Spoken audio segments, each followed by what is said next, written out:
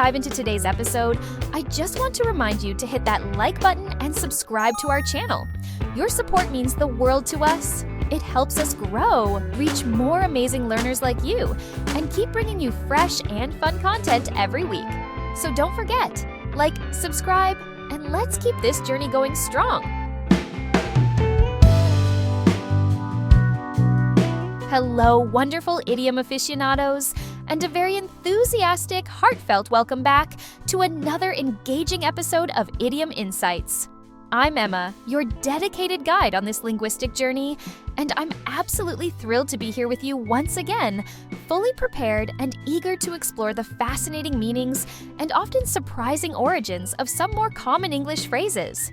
It truly is always a distinct joy to share this learning adventure with our ever-growing community of listeners. And I'm Jack, your co-host and keen idiom investigator, here once more to help shed some illuminating light on the wonderfully colorful expressions that make the English language so uniquely rich, dynamic, and consistently interesting. It's genuinely fantastic to be back in the familiar Idiom Insight studio, Emma. And of course, a big warm hello to all our amazing listeners tuning in from literally all corners of the globe. We appreciate you joining us. It's always such a genuine pleasure, Jack, and I feel the same way. Today, we've meticulously curated a diverse selection of 4 incredibly useful and particularly vivid idioms that you'll undoubtedly hear in everyday English conversations, in films, and even in literature. Understanding these will not only significantly boost your comprehension of native speakers, but also provide you with more natural, nuanced, and expressive ways to communicate your own thoughts, feelings, and observations effectively. These selected phrases cover important aspects like making a good impression, the stark choice between improving or leaving, the common pitfall of hiding problems, and the undeniable value of new experiences. A truly excellent and wonderfully varied mix for today's session, Emma. These are precisely the kinds of idioms that really add significant flavor and depth to any conversation, making it more engaging. Allow me to list them for everyone. Here are the 4 idioms we'll be diving into in this enlightening episode of Idiom Insights. First up, we have an idiom all about trying your very best to make a good, lasting impression. Put your best foot forward. Secondly, a rather stern and serious warning to improve performance or face undesirable consequences. Shape up or ship out. Third on our list is a common phrase for attempting to hide or simply ignore a problem, hoping it will disappear. Sweep under the rug. And finally, a well-known proverb that beautifully celebrates the intrinsic value of new and different experiences in life. Variety is the spice of life. Those are all absolutely fantastic and very common idioms, Jack, each chosen for its practical application. Each one paints a remarkably clear mental picture and is used with considerable frequency in various contexts. So understanding them thoroughly will be incredibly beneficial for our listeners as they navigate English conversations with greater confidence and skill. I couldn't agree more, Emma. They're all exceptionally practical and relevant. And before we delve into the specific nuances and origins of our first idiom, a quick and very sincere request from both of us here at the Idiom Insights team. If you're finding these episodes valuable for your ongoing English learning journey and you genuinely enjoy our explorations into the world of idioms, please do take a brief moment to subscribe or follow our podcast on your preferred listening platform. Yes, indeed. Subscribing is undoubtedly the best and most reliable way to ensure you don't miss out on any of our future idiom adventures and linguistic discoveries. We have so much more planned. And if you're feeling particularly supportive and generous today, a simple like or a positive rating on your podcast platform truly helps other English learners discover the benefits of Idiom Insights. We are so incredibly grateful for your active engagement and continued support. It really does keep us motivated and inspired to create more content for you. It genuinely makes a massive, tangible difference to us in the podcast's reach. Thank you all from the bottom of our hearts. Right then, Emma, are you ready to step into our first idiom, perhaps with your very best foot? Let's definitely do it. Our first idiom for this episode of Idiom Insights is, put your best foot forward. This one has a lovely, encouraging feel to it. Put your best foot forward. This certainly sounds like it might relate to the physical act of walking or perhaps even dancing, maybe emphasizing the importance of starting a journey or a performance on the right or best foot. What does it actually mean in a broader sense to put your best foot forward, 𝒂𝒑. That's a great way to think about the underlying imagery, Jack. The idiom "put your best foot forward" essentially means to try your absolute hardest to make a positive and memorable first impression on others, especially when you find yourself in a new or unfamiliar situation, or crucially, when you are being evaluated or judged. It means to act or behave in the most positive, competent, and impressive way you possibly can, to consciously show yourself in the best possible light.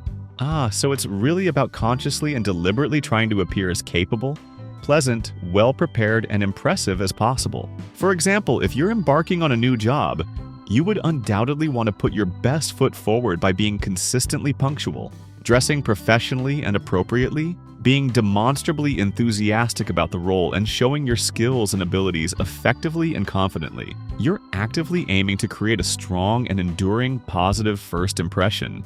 Precisely, Jack. Or, to offer another common scenario, if you are meeting your partner's parents for the very first time, a classic high-stakes situation, you would most definitely want to put your best foot forward. This would involve being exceptionally polite, engaging in thoughtful conversation, perhaps bringing a small, considerate gift, and generally trying your utmost to show them your best qualities and character. It's all about making a concerted, focused effort to be well-received and liked. The best foot here symbolically represents your best efforts, your most positive attributes, and your overall preparedness. It clearly implies a conscious, proactive effort, not just passively hoping that people will somehow like you, but actively doing things and taking specific steps to create a favorable and lasting impression. It's about intentionally presenting the very best version of yourself, especially when the stakes are high and it truly matters. Yes, exactly. That element of conscious, deliberate effort is absolutely key to understanding this idiom. It's about being at your very best, performing optimally when you know you are being observed or when those crucial first impressions are being formed. You might tell a friend before an important university entrance or job interview, remember to put your best foot forward, meaning do your absolute best to impress them with your knowledge, personality, and professionalism.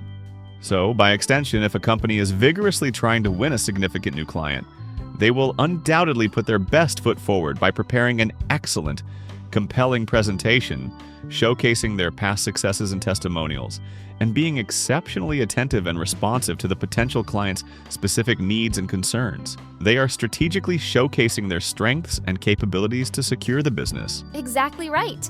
It's all about making that deliberately positive and impactful impression. Okay, so to summarize, put your best foot forward means to try your hardest to make a good impression on others, particularly when you are in a new or important situation where perception matters a great deal. Are you ready to hear 𝒂𝒑 and Mark use this encouraging idiom in a typical scenario? Let's listen in. I wonder what important occasion one of them might be diligently preparing for. Oh, Mark, I'm so incredibly nervous. I have that big, crucial scholarship interview tomorrow morning with the university panel. There's truly so much riding on it for my future studies and career aspirations. Wow, 𝒂𝒑, that certainly is a big deal. I can completely understand why you're feeling nervous. It's perfectly natural. But you've prepared so diligently and thoroughly for it, haven't you? You know your subject inside out and backwards. I really have. But it's not just about what I know academically. It's also very much about how I present myself, my demeanor, and my communication skills. I really desperately need them to see that I'm serious, genuinely capable, and deeply passionate about this particular field of study. Absolutely, I couldn't agree more. Tomorrow is definitely the day to put your best foot forward. Make sure you dress smartly and professionally, be confident in your abilities, but certainly not arrogant. Ensure you have some insightful and good questions prepared for them, and really let your genuine enthusiasm and passion for the subject shine through brightly. Think carefully about all your achievements and how you can strategically and naturally weave them into your answers. Show them unequivocally why you're the perfect, most deserving candidate for this scholarship. You're completely right, Mark. I need to focus intently on presenting the best possible version of myself, showcasing all my strengths. I'll go over my notes one more meticulous time tonight and carefully pick out my most professional and appropriate outfit. I just really want this opportunity, so I absolutely have to put my best foot forward. That was indeed a perfect and very natural use of the idiom. Mark advised 𝒂𝒑 to put her best foot forward for her important scholarship interview. meaning she should make every conceivable effort to create a strong, positive, and lasting impression on the panel by effectively showcasing her best qualities, her thorough preparation, and her passion.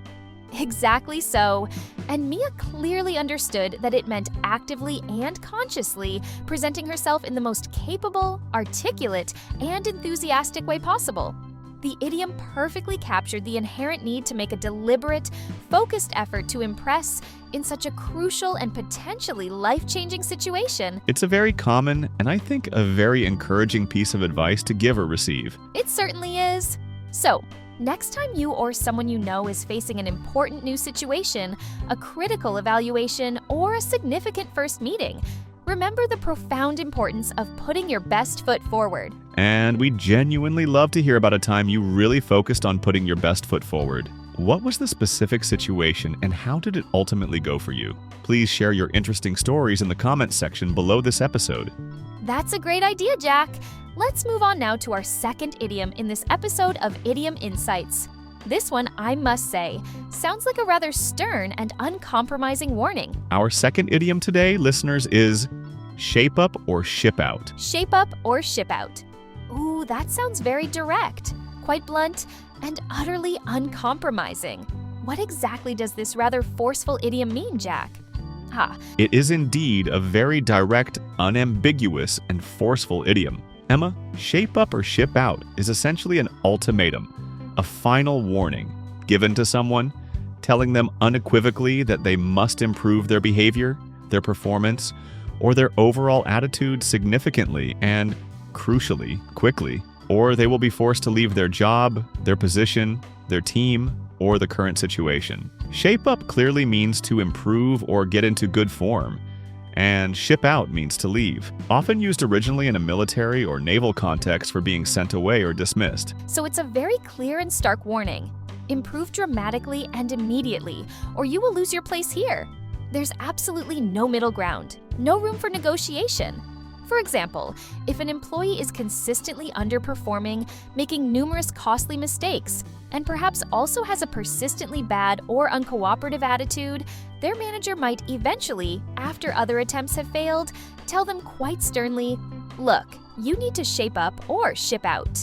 You have 1 month to show significant, measurable improvement in all these areas, or we'll unfortunately have to let you go." Precisely that. Or consider a sports context. If a member of a sports team is consistently not training hard, not following the coach's strategic instructions, and perhaps causing internal problems or friction for the rest of the team, the coach might deliver that very same ultimatum: shape up or ship out. Either you start taking this commitment seriously and become a dedicated team player, or you're off the team, no questions asked. It's a no-nonsense, unambiguous demand for immediate and substantial change. It definitely conveys a strong sense of finality and a clear indication that patience has completely run out. It's effectively a last chance saloon for someone to turn things around and improve before facing very serious, often irreversible consequences, usually dismissal, expulsion, or removal from a group or project. It's a phrase that inherently carries a lot of authority and clearly indicates that the situation has escalated and become critically serious. You wouldn't typically use it for minor issues or slight indiscretions. It's reserved for when someone's performance or behavior is unacceptably poor and requires a drastic, immediate turnaround to salvage the situation. So, it's really about setting a crystal clear expectation for substantial improvement, with an equally clear and unavoidable consequence for failure to meet that expectation. Exactly. No more excuses will be tolerated. No more delays will be accepted. Improve right now, starting today, or you're out. It's that stark. So, to reiterate, shape up or ship out is a direct ultimatum meaning to improve one's behavior or performance significantly and promptly, or be forced to leave. Ready to hear Mia and Mark use this rather severe and impactful idiom in their conversation? Let's listen in. I wonder who is being given this stark and serious choice in their particular conversation. Mia, have you happened to notice how increasingly unreliable David has been on our crucial project team lately? He's been consistently missing important deadlines, his overall work quality has noticeably dropped, and he's been coming in late to work almost every single day this past month, which is very unlike him. Yes, I have definitely noticed, Mark. and it's becoming a real concern. It's really starting to negatively affect the whole team's progress, our collective morale, and project timelines. We've all had to pick up his slack on numerous occasions. And frankly, it's not fair to the rest of us who are working hard. Did anyone actually talk to him about it directly? Well, the project manager, Susan, apparently had a private, closed-door meeting with him yesterday afternoon. From what I managed to gather, it was quite a serious and lengthy conversation. Oh, really? What did Susan say to him? Do you think he'll finally start taking his responsibilities more seriously now and contribute properly? From what I understand from a reliable source, Susan really laid it on the line for him. She told him in no uncertain terms that his current performance was completely unacceptable and that he needed to make immediate, visible, and significant improvements in his work ethic, his output, and his punctuality. Apparently, she basically told him to shape up or ship out. He has until the end of next week to demonstrate a real, tangible change in his approach and results. Wow, shape up or ship out. That's an incredibly strong and direct warning. So if he doesn't improve drastically and quickly, he could actually lose his job on this important project, or perhaps even his position with the company altogether? That's precisely the implication. Yes, Susan made it abundantly clear that there are absolutely no more chances after this warning. This is his final opportunity. That dialogue very clearly and effectively illustrates the idiom. The project manager, Susan, gave David a very direct and unambiguous ultimatum: shape up or ship out, meaning he had to improve his poor performance and unacceptable behavior immediately and substantially, or face the serious consequence of being removed from the project and potentially from the company. Exactly so. The idiom powerfully conveyed the inherent seriousness of the situation and the definitive finality of the warning issued by Susan. It was a clear, non-negotiable demand for drastic improvement, with a severe, clearly stated consequence for failure to comply. It's a very effective idiom for delivering a tough, uncompromising message when patience has truly run out and drastic action is required. It most certainly is. So, next time you hear about someone being given a final, serious warning to improve their performance or behavior drastically, or face removal from a position or group, remember the impactful idiom, shape up or ship out. And we'd be very interested to hear if you've ever heard this idiom used in a real-life situation. What were the circumstances? What happened as a result? Share your stories and observations in the comments below the episode. That's a wonderful idea, Jack, as always. Let's move on now to our third common idiom in this episode of Idiom Insights. This particular one is about the unfortunate yet common act of hiding things. Our third idiom for today's discussion is sweep under the rug. Sweep under the rug. This phrase immediately creates a very clear and relatable visual image of someone quickly hiding dirt, dust, or a mess by hastily sweeping it under a nearby rug instead of taking the time and effort to clean it up properly. What does this mean metaphorically when we apply it to problems, mistakes, or embarrassing things, Jack? That visual image is perfectly spot on, Emma, and it's key to understanding the idiom. To sweep something under the rug, or sometimes you might hear it as sweep something under the carpet, which means the same thing, means to try to actively hide or deliberately ignore a problem, a mistake, an awkward situation, or an embarrassing fact, essentially hoping that it will be forgotten by others or simply not noticed, rather than dealing with it openly, honestly, and properly. It's all about concealing something unpleasant to avoid potential embarrassment, difficult confrontation, or the necessary effort of actually fixing the underlying issue. So it's primarily about trying to make a problem disappear from view, at least temporarily, without actually solving it or addressing its root cause.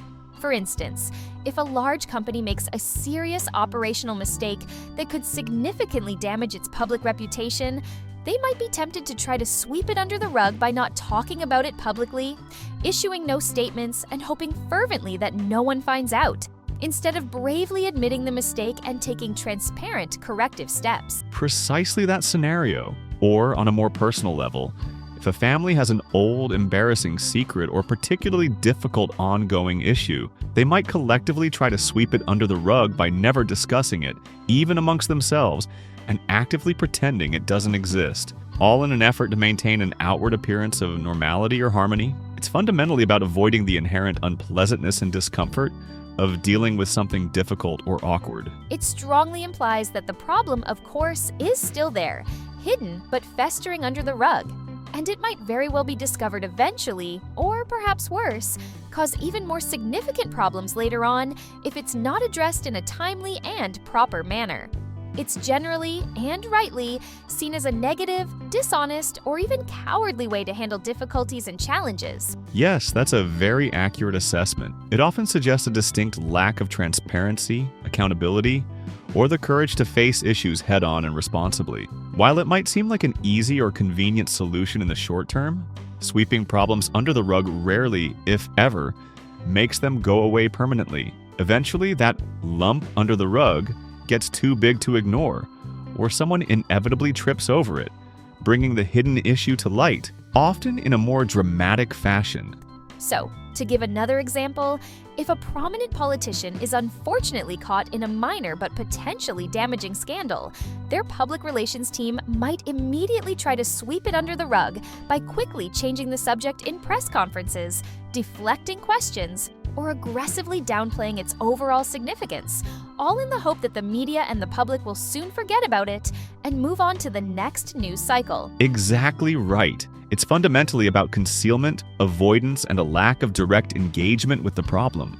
So to summarize, sweep something under the rug means to try to hide or consciously ignore a problem, a mistake, or an embarrassing situation rather than dealing with it openly, honestly, and constructively.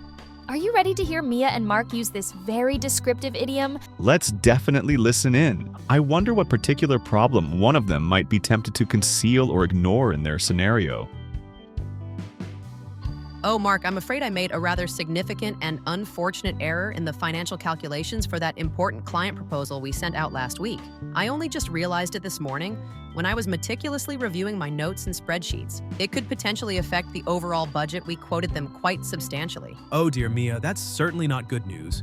A significant error in the proposed budget could cause some real serious problems for us if they accept the proposal as it currently stands. Have you informed the client yet, or at least our manager, about this discrepancy? No, not yet, I haven't. And to be completely honest with you, Mark, I was just wondering, since they haven't actually responded to the proposal yet, maybe, just maybe, they won't even notice the error. Perhaps we could just, not mention it at all. Hope it gets completely overlooked in the grand scheme of things. Mia, I can certainly understand the temptation to just hope it all magically goes away. But actively trying to sweep a potentially serious mistake like that under the rug is a really, really bad idea, both ethically and professionally. If they do indeed accept the proposal and then subsequently discover the error later on, it will inevitably make us look dishonest, incompetent, and thoroughly unprofessional. It could irreparably damage our crucial relationship with a key, long-standing client. You're absolutely right, Mark. I know you are. It feels incredibly uncomfortable and embarrassing to have to admit the mistake, but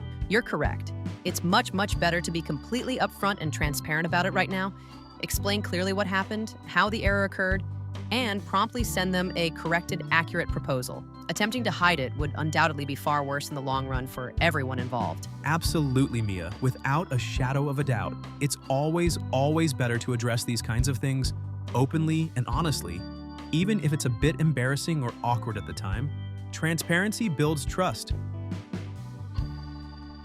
That dialogue very clearly and effectively illustrates the idiom in action. Mia was understandably tempted to sweep her calculation error under the rug by hoping against hope that it wouldn't be noticed. But Mark quite wisely pointed out the significant dangers and potential negative consequences of hiding such a mistake and strongly advocated for dealing with it openly and professionally. Exactly so. It perfectly highlighted the almost certain negative consequences of trying to conceal a problem, particularly in a professional setting, rather than addressing it with transparency and integrity. The idiom perfectly captured Mia's initial, very human desire to avoid the unpleasantness and potential repercussions of admitting her error. It's a very common and highly descriptive phrase for that kind of avoidance behavior, which I think we can all relate to at some level. It truly is. So, next time you see someone actively trying to hide or deliberately ignore a problem instead of dealing with it constructively, remember the vivid idiom, sweep under the rug. And we'd be fascinated to hear about a situation where you perhaps saw someone try to sweep something under the rug. What was the outcome?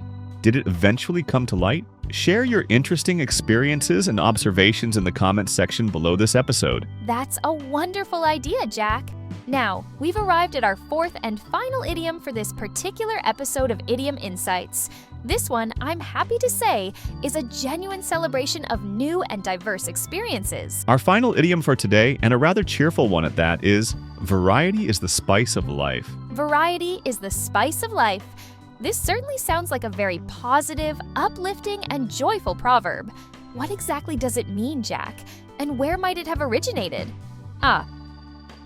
It is indeed a very positive and widely well-loved proverb, Emma. Variety is the spice of life eloquently means that experiencing new and different things, embracing changes, and engaging in a wide range of activities are what make life more interesting, exciting, stimulating, and ultimately more enjoyable. Just as different spices add wonderful flavor, aroma, and excitement to otherwise plain food, variety adds zest, interest, and richness to our daily lives. So it's truly a celebration of diversity, change, and exploration, strongly suggesting that doing the same thing all the time, day in and day out, can inevitably become monotonous and boring, while new experiences, challenges, and perspectives keep life fresh, vibrant, and stimulating.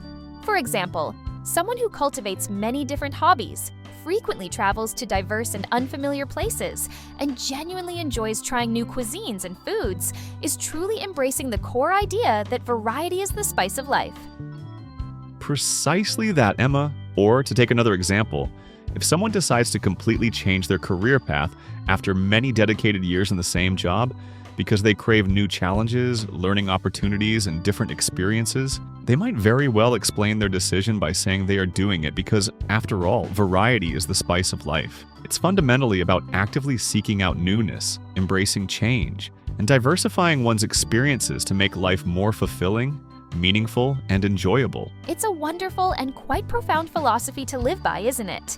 It actively encourages us to be more open to new things, to explore different and perhaps unconventional paths, and to consciously avoid getting stuck in a comfortable but uninspiring rut.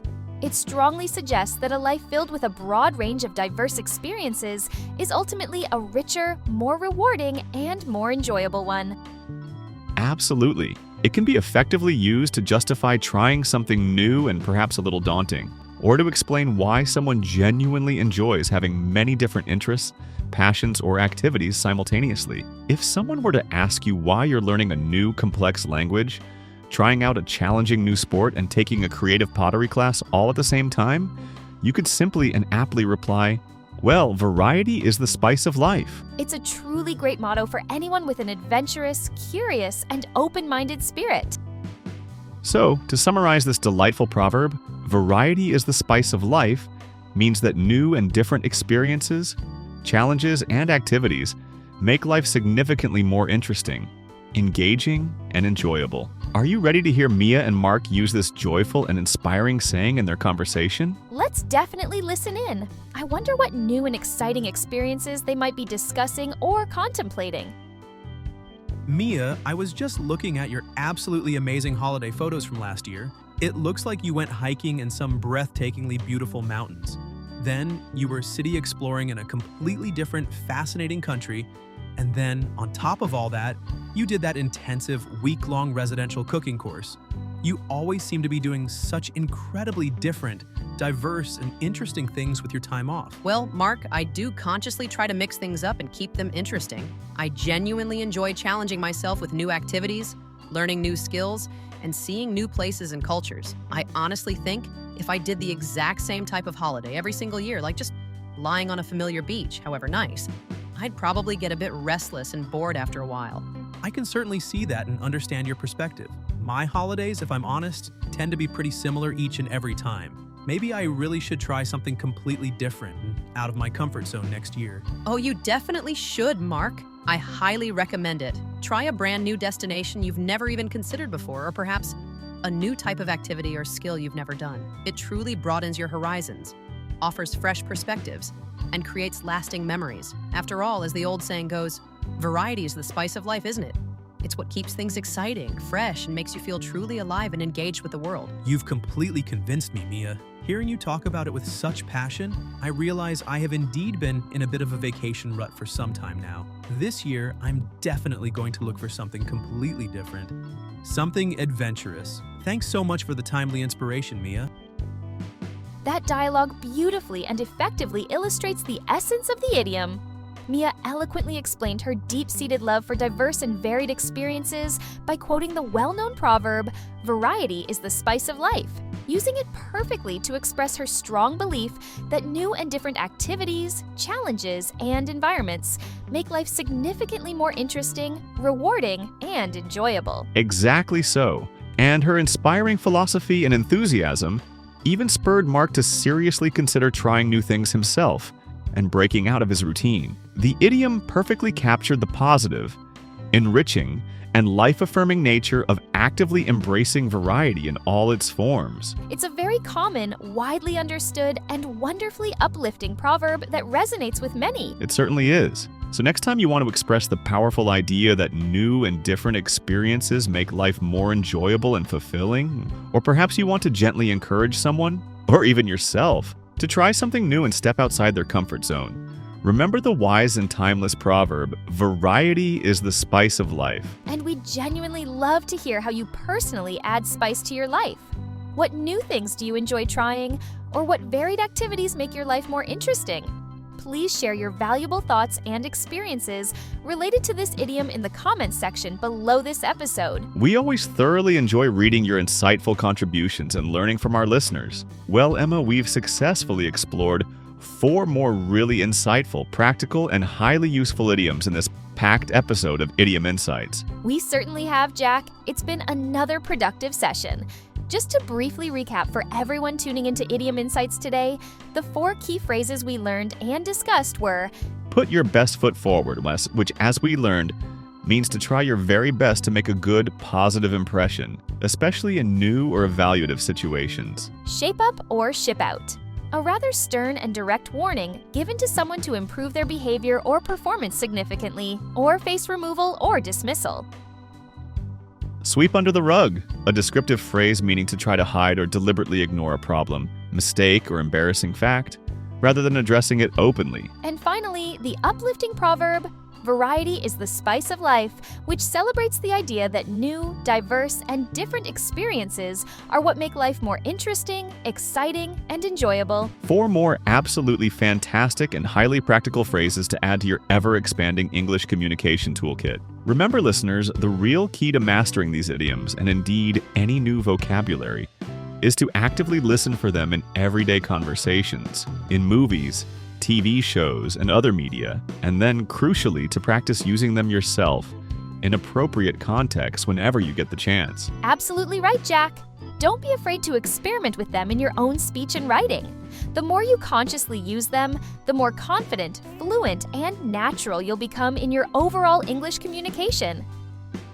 And if you genuinely enjoyed learning with us today, and we sincerely hope you did find this episode both informative and engaging, please do consider giving this episode of Idiom Insights a like, and if you have a moment, leaving us a positive review or rating on your chosen podcast platform. Your valuable support truly helps us reach more dedicated learners just like you all around the world. And please make sure you hit that subscribe or follow button for Idiom Insights so you don't miss out on any of our upcoming future episodes, where we'll continue our shared mission to demystify the wonderful, occasionally witty, and sometimes perplexing world of English idioms. There are so many more to explore together. Thank you all so very much for joining us today on this idiomatic adventure.